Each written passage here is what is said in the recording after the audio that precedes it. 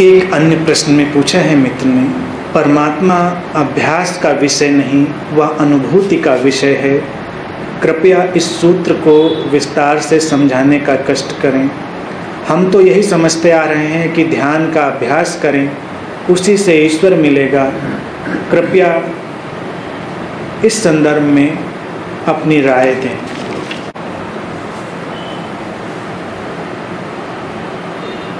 ध्यान का अभ्यास करने से ईश्वर नहीं मिलेगा।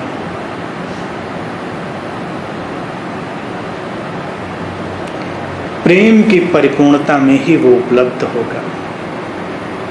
ध्यान प्रेम की परिपूर्णता का ही दूसरा नाम है। ध्यान ऊर्जा के संतुलन का, ऊर्जा के विशुद्ध अनुभव का ही दूसरा नाम है।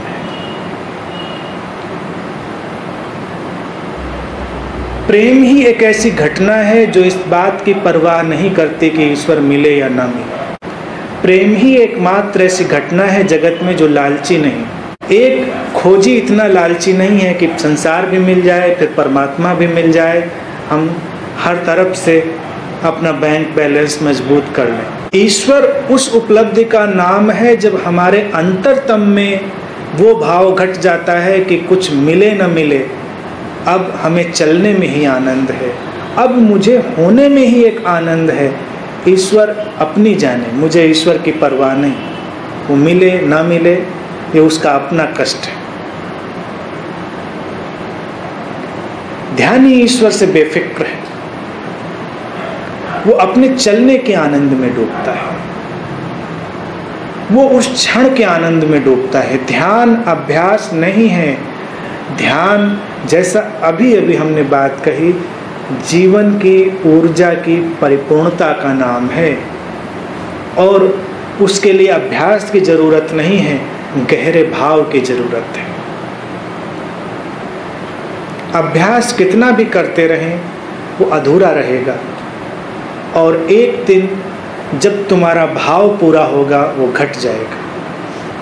तुमने कुछ भी नहीं किया होगा और वो घट जाएगा। फिर तुम्हें एक छोटी सी कहानी एक जैन फकीर की।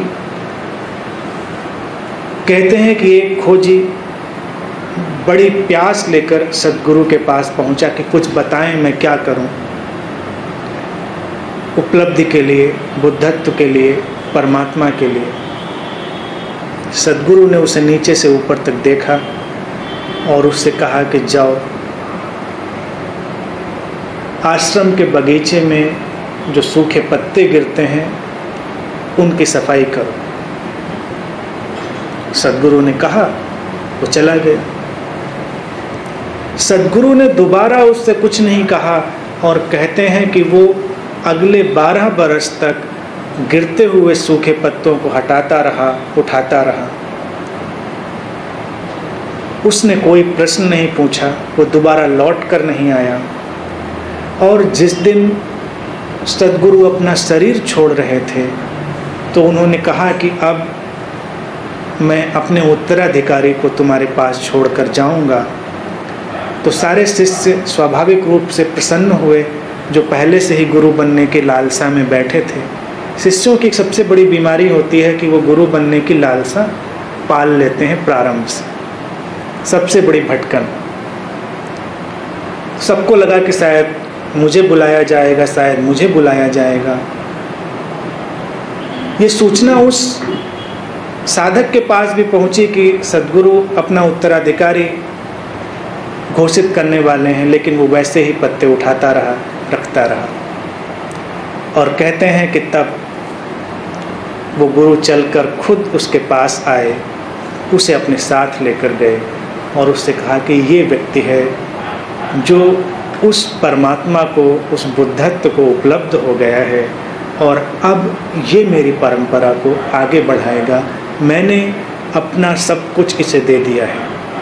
लोग अवाक रह गए, उन्हें आश्चर्य हुआ कि इसने न कभी ध्यान किया, न साधना की, न कभी सत्संग में आया, न कभी प्रवचन सुनने आया।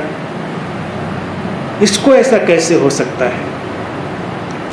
लेकिन तुम देखो परिपूर्णता, गुरु के वचन में इतनी अटूट श्रद्धा कि कह दिया सो कह दिया, उसने दोबारा पलटकर पूछा भी नहीं।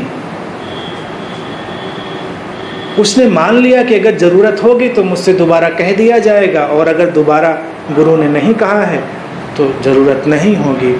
और जब इतनी तीव्रता तुम्हारे भीतर हो जाती है, परमात्मा उपलब्ध हो जाता है, तुम परमात्मा जैसे ही हो जाते हो, अर्थात पूरा जगत ही तुम्हारे लिए दिव्यता से भर उठता है। पूरा जगत दिव्यता से भर उठता है, यही परमात्मा की उपलब्धि है। ऐसा नहीं कि कहीं से कोई आकार प्रकार उतर आता है तुम्हें दर्शन दे देता है। ऐसा हो तो अपनी आंखें मलना, ठंडे पानी से मुंह धुलना और एक कप चाय पीना। तुम हो सकता है हैलुसिनेशन के शिकार हो रहे हो। उस साधक के साथ क्या हुआ होगा, वो सूखे पत्ते भी उसके लिए दिव्य हो गए होंगे। इसीलिए वो ऊबा नहीं होगा। तुम हर चीज़ से क्यों उगते हो? क्योंकि तुम्हें लगता है इसमें रस नहीं तो ये करें, इसमें रस नहीं तो ये करें। और जिस व्यक्ति के लिए दिव्यता उतर आई है उसके लिए रस ही रस है, उसके लिए हर ओर रस की वर्षा ही है। और जिसके साथ ऐसा होता है उसी को परमात्मा उपलब्ध है। ठीक है, आज के लिए इतनी ही।